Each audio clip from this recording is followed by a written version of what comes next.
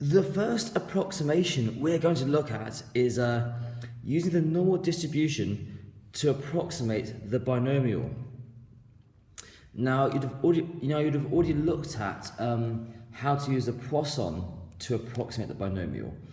So when you approach a question, you need to think about which one's the best to use, the Poisson or the normal, to approximate the binomial.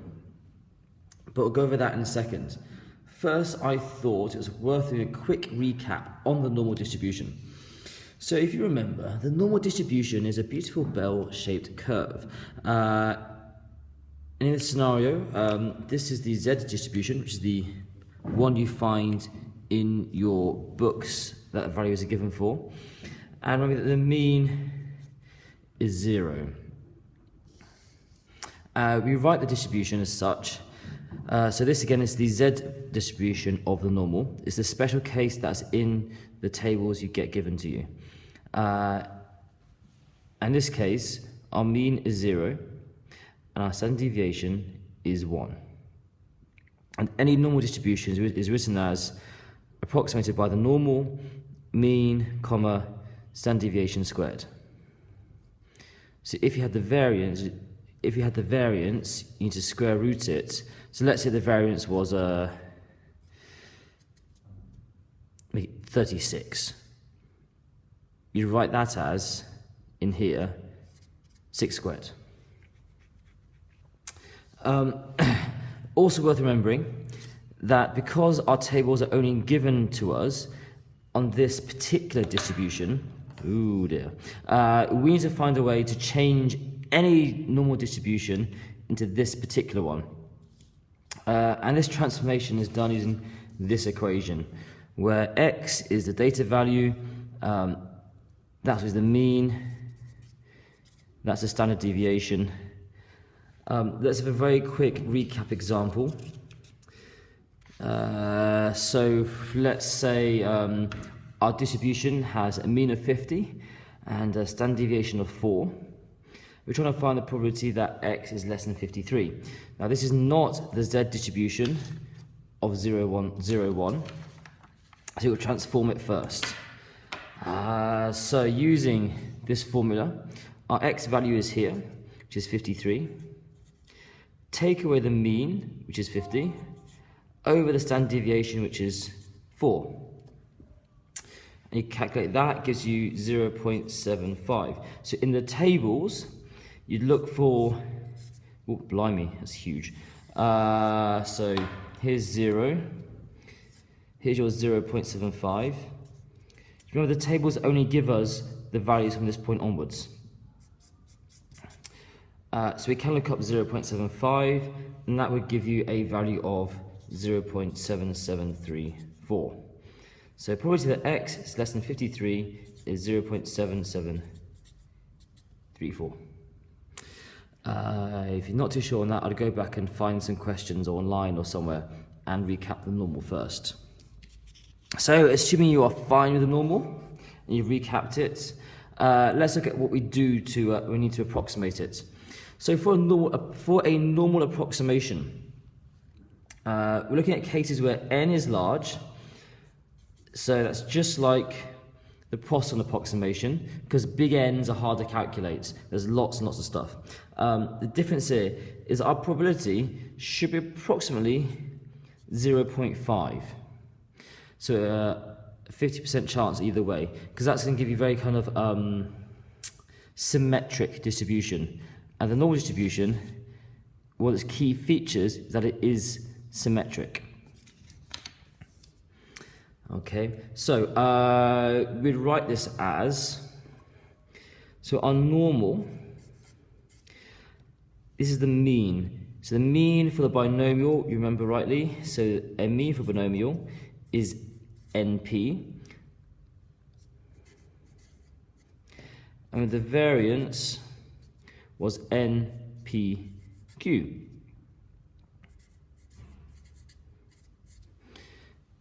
So these are the values you would use to convert a binomial and approximate it with a normal.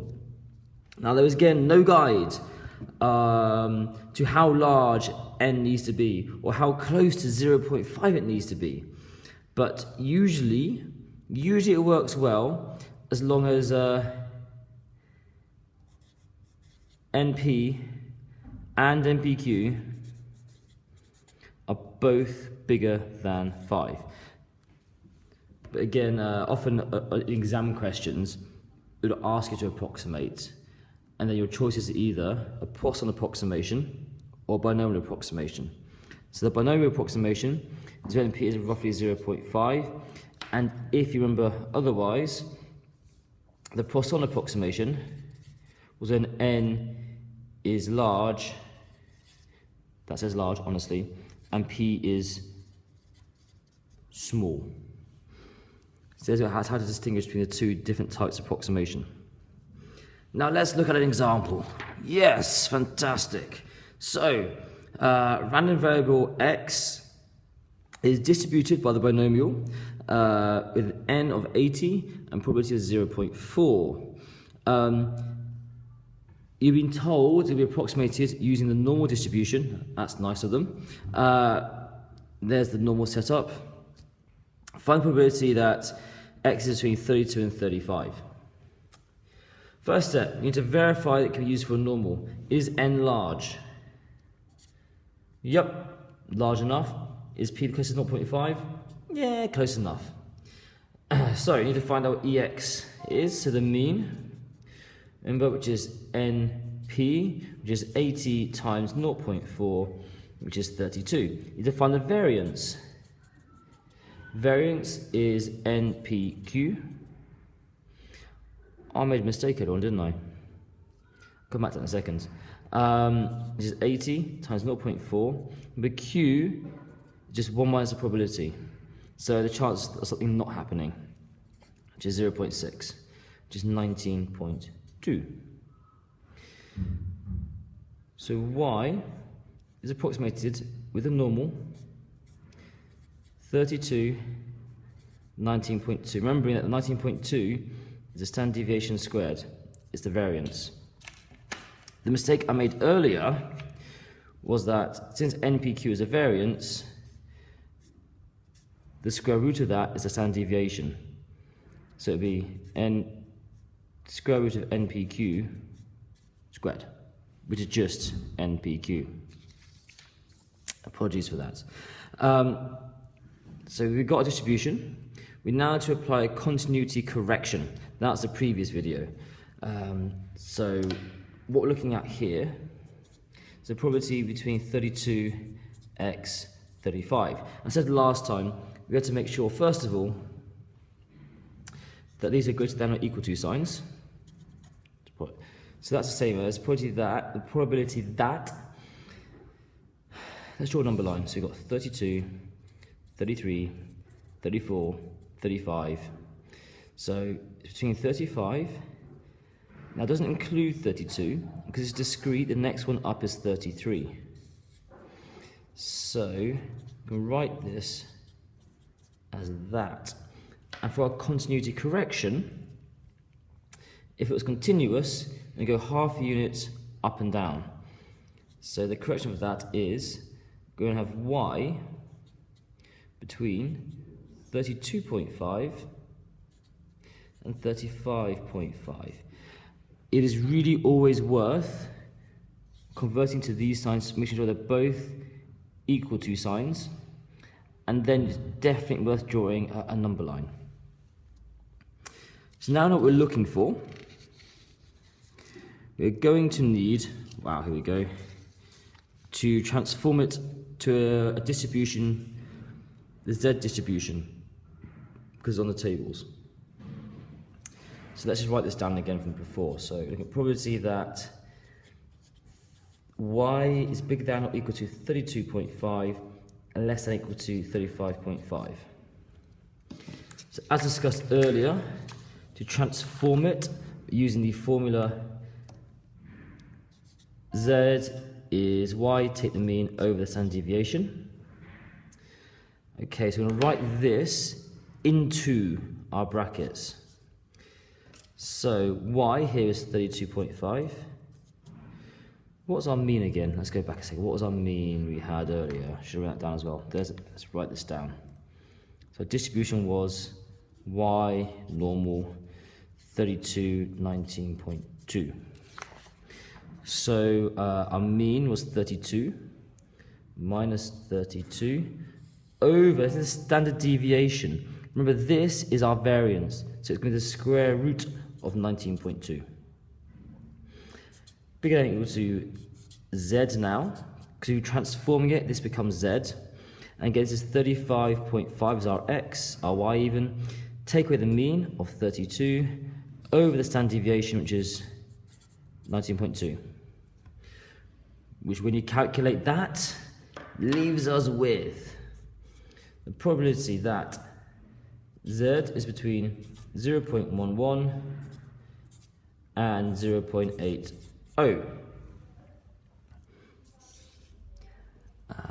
Draw your graph. First, this is our normal version. This is the z. This is the z version of the normal distribution. Okay, it's going to be between 0.80 and 0.11.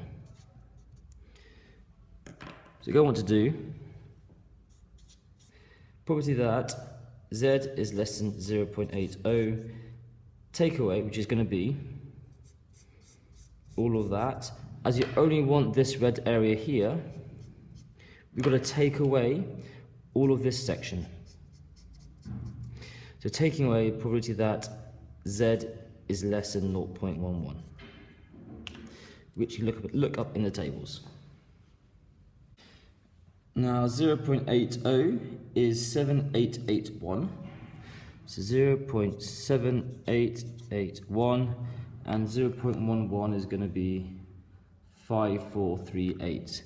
Take 0.5438, and that will leave us with 0.2443.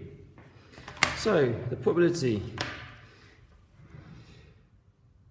and take it all the way back, in fact, the probability that